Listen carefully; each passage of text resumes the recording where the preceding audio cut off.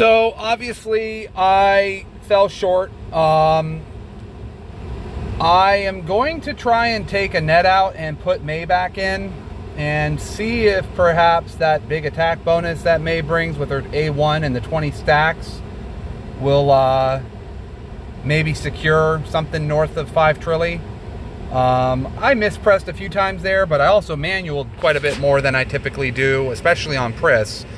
And that said, I'm not too happy with her DPS because I was clipping 18 billion there on the test runs pretty frequently, and the only difference between those and this one is the fact that I took May out and put in Annette just because of the CC immunity that I get from her overcharge, the higher crit chance for the rest of the team, the attack for all, and of course the 50% M damage amplification just from her perks. And she also provides some additional M damage amplification, I believe, as well on her base skill set. But let's put May in and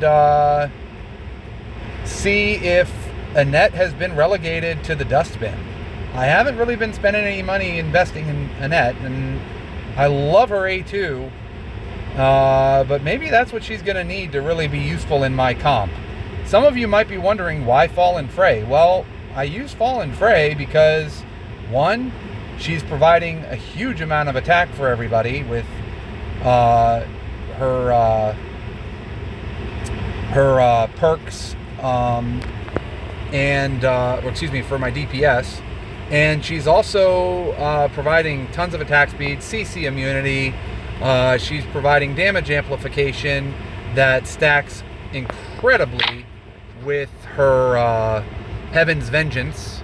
It's 10%, and that's per stack, and it stacks up to 5 times. So that's a 50% damage of all types amplification whenever she fires that off.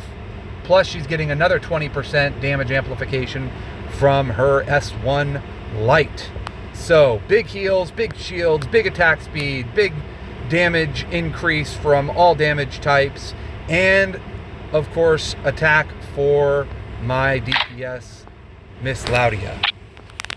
Now, I can't be assured that she's always firing this when there is additional stacks, but I'm assuming that with all the mana that she's getting from her already having a high MP recovery, MP on attack, and then of course recovery, if you look through here, you got 22%, 24%.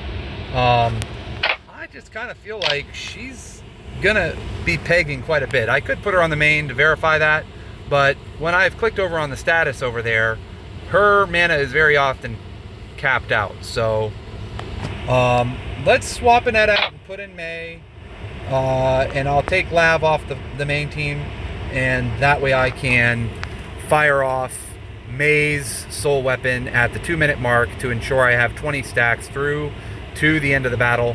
And the nice thing with May is that she also, with her S2 Light, provides CC resistance for the team.